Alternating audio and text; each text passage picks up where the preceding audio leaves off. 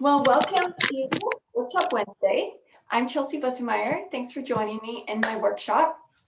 We had so many questions this week. I thought we had a lot of questions last week, but this is definitely a topic that is really important. Today we're diving into bust adjustments. So as we all know, we don't want to attract unnecessary attention to the bust area, but when things aren't fitting properly, you do attract more attention, and things just, they'll be uncomfortable or they'll look wonky or off that way too. So getting a really good understanding about what actually is happening and going on in your pattern, in your garment, and in the shape that we're creating is the key to really helping understand what bust adjustment is right for you. Now, we've also had a bunch of questions about how to adjust a bust size down. And I can definitely relate to that. I'm definitely more in the small bust category, and there's not a lot of content just created about how to adjust a bust down. But it really is the same principle, and when you understand what is going on. So I just want to start by just taking a look at the actual mannequin and what actually happens when the bust size changes. So let me just see if we have a good kind of side view. I always find it really helpful to understand when you're looking kind of at the side view of the body. And so I'm just going to start by popping on some bra cups here on my mannequin, and we're just going to see how the bust size changes. So whether we're going up or down, we can notice when the bust is adjusting or changing in size that we're actually getting more length across the front when we're measuring from the shoulder down to the waist, as well as more width across the front. Now, we're all really familiar with taking circumference measurements when we're talking about sewing and picking your size. But when I'm teaching my private students and in my program with my year-long students, I always really like to emphasize that there's more measurements that you can take and that you should take. And the measurements in between those circumference measurements of those horizontal lines are just as important, especially when we're talking about any kind of shape. And when we're sewing, we're creating a 3D shape out of a 2D medium. And when we're talking about the bust area, there's a lot of shape happening. So that's why this area is such kind of a problematic area, is because there's just a lot of shape that needs to be brought into that 2D material. That's the same kind of scenario with pants and white trousers, and pants are so tricky to fit, is if you don't understand just the concept of how you're bringing shape into that 2D medium and where you need the shape. We don't need just more circumference. That's kind of my pet peeve, especially with bridal, is when they sell brides with a bust, just a bigger circumference gown. It's like, she doesn't need that circumference around the back. She needs the fullness in the front where she has the shape and where this length is coming in, and the form just to the body is there.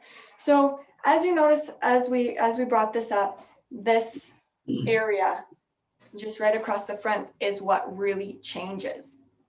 So one thing that you will always want to measure to really get an understanding about your pattern beforehand is, and what needs to change, and then after you've made your adjustments, if it's going to fit you well, is measuring from your shoulder seam to your bust point, as the bust point can also be at a different height than your pattern, and then from your bust point to your waist. And then of course you can also measure that length entirely from the top shoulder across. as well as your full circumference measurement of your body and your pattern, so measuring the back piece. And then you can also measure too, especially if you're really chesty, you might not want to add the same amount all on your back and the front. You may really need that fullness just in the front. So measuring from side seam across your bust to get a good understanding about how much fullness do I need across the front of your pattern. That will really make a difference for you too. Now, when you have all of these measurements and you learn where they are on your pattern, then you can double check your pattern to know, is it lining up with your proportions or is there something still off? That is the main piece that's really missing out of understanding fit, is that fit is not only circumference, it is proportional. So do I have the fullness where I need the fullness, right? And then that will give you a better understanding. Now, the other thing, I'm sure if you've done any kind of bust adjustments or looked into it, if you want to give it a try, you've looked a little bit about what is a full bust adjustment, how do you do them, and you might have gotten a little bit overwhelmed as to how many options there are for a full bust adjustment. I feel like even just slashing and opening up your pattern, there's like 1,000,001 ways to do that, just that type. And then you get into the, pivoting your pattern and the other options. So really, when you're looking at what adjustment is right for me, you really need to think about what adjustment is right for me, but what adjustment is right for me in this project. As every project is different and you'll be using different fabric, and there's different kind of factors. Does your pattern have darts? Is it a no dart pattern? And is it a stretchy material that you're using? Is it a woven material that has no stretch to it? And these are all the variables. If you've been listening to any of my Fitting Fashion mini-series, you may have heard me talk about the variables, and learning just how to combine the right variables in each project is just really, really great to understanding and getting the result that you want with each new project. Now, the other thing that's really important when you're looking at which full bust adjustment is right for this particular project is, what things on this project do I want to not change? When you're looking at how different adjustments are done and where the extra material is added, you'll see different things like maybe the waist, is the circumference or the fullness of the waist is getting fuller or bigger when you add that extra material in the front. And if you're wanting to put it onto a skirt, if it's a dress or something like that, you may not want that waist circumference to be adjusted. You may only want the fullness in the bust area to adjust. So really thinking about what things do I need to stay the same. Things like the neckline or the shoulder, the armhole, the side seam, those are all areas that you may need to stay the same, or they may be able to change and adjust. Now, we did have a bunch of questions from people that had the issue where they have narrow shoulders, yet a full bust. So in that case, you may need to do 2 adjustments, depending on if you need to kind of bring in the shoulders of your pattern piece, as well as open up the bust area, whether you need to open it up in the length and the width, or just one or the other. So it's, oh, I just noticed we have a few more people joining in. We'll get them all set up and keep going. Welcome to class. Sorry, I was just right in depth in the conversation, so I might have missed you for a few minutes. So I hope you haven't been waiting too long, but come on in, and you can definitely pop in the Facebook group or on YouTube and find the beginning of the class later on today. Okay, so yes, we've talked about understanding where you need the fullness and where you don't want to add extra fullness in your pattern. Now, when we I wanted to just dive in a little bit into the specific questions that a few people had asked. And I find it so helpful to really think about these tips in specific scenarios, because that will really help you just solidify the concept and understand how you can move the variables around and different aspects of your different tips to get the result that you need. And that is really what I'm looking for when I'm teaching, is I want to support you to be independent in each new project that you want to do, and not just help you with one specific project, but learn the basic skill set so that you can understand each new project and achieve the result that you want in every varying scenario. So let's just jump in, and I'm just going to read out a couple of questions here. So I have one question that says, I almost always have to lower the bust point or the dart, and I also have a narrow torso. So with the narrow torso and the adjusting of the bust and then a very full bust, what suggestions do you have for balancing this out without looking frumpy? So in this scenario, there's a couple things. When I'm thinking about what pattern adjustments I want to do, I first thing want to think about where you need to add or subtract fullness, but how can I do that with the least amount of adjusting? So as I mentioned here, we can adjust kind of the width of the shoulders on its own. So that has nothing to do with really the bust. You can just bring in the shoulders and just tilt. I actually, especially for beginners, I love to just do the pivoting the pattern pieces around. So you can just pivot that piece in so that your shoulders are narrower if things are too boxy on the top. Now, she mentioned adjusting the depth of the bust point, and that what you would get when you measure or know where if you need to adjust it and how much lower you need to adjust it from measuring the shoulder down to the bust point, and then also from the bust point to the waist, so that you would know then if you need actually extra length in the piece, or if the length is correct, but you just need the fullness of the bust lower down. I'm sure you've all had a top on where the bust was sitting just at the wrong spot, whether it was just like way too full above your bust or way too much material below it. And so really understanding where the fullness needs to be, the height the fullness needs to be, is key for that. Now, she mentioned adjusting the darts. And that is definitely one thing that does need to be taken into consideration. If the bust point comes down lower, then we always want our darts to end before the bust point, because the dart is just creating that 3D shape in our piece, right? And across the tip of the bust, or the fullest part of the bust, we want that fullness. So we would always want our darts to end before that. So fading out your darts sooner is definitely one way to accommodate and to bring that bust down lower.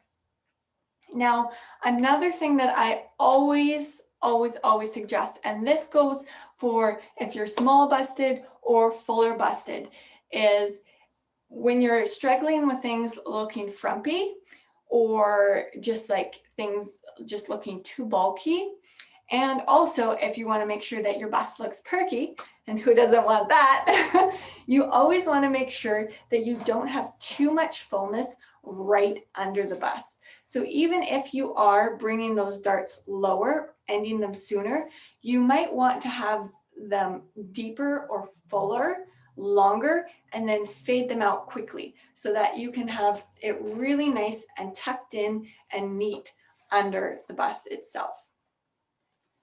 Okay, so there's quite a lot in that question. Now, we also had a question from Cheryl. Now, Cheryl's question is a little bit different. It's more on the topic of necklines, which I'm going to share an exciting opportunity for my neckline masterclass, as we had so many questions around necklines, and I wanted to dive into the techniques and also variables and the ins and outs and how to get your perfect neckline as well later on.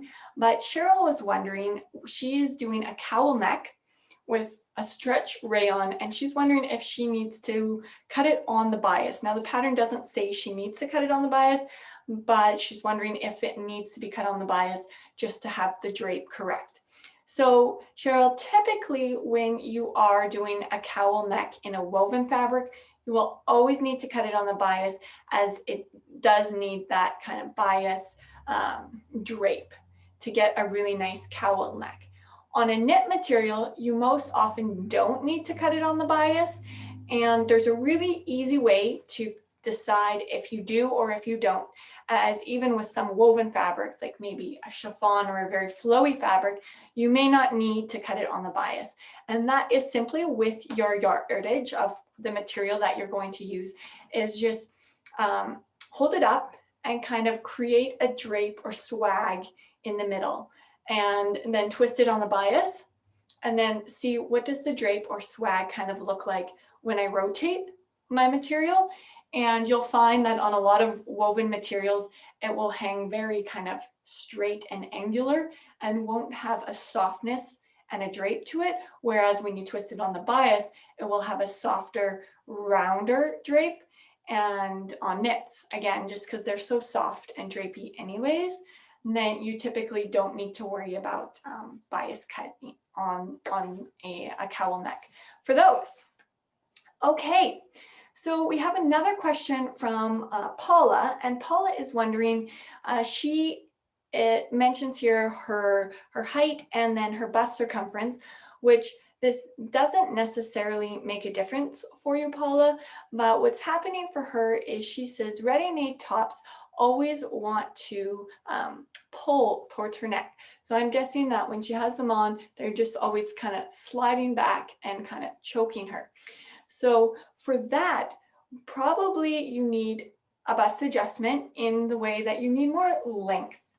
Or here I can even show on the mannequin. You need more length on your tops, because if it's kind of too short in this armhole front area, it's going to be needing more material. And what happens when you don't have the material that you need, wherever it tugs and pulls, is you are going to get pulls and tugs, and because there's not enough length kind of in the area of your shoulder neckline, it's going to be wanting to kind of rotate back and choke you that way. So you probably just need some extra length kind of in this front area. You may or may not need it in the armhole, but just kind of between the shoulder and your bust, as well as ensuring that you do have enough fullness around the circumference, will be the key that will help you kind of fix that issue. And unfortunately, in ready-made materials, you don't have, or garments, you don't have any extra material there. So that should hopefully give you some insight on how you can rectify that when you are creating your own pieces. Okay.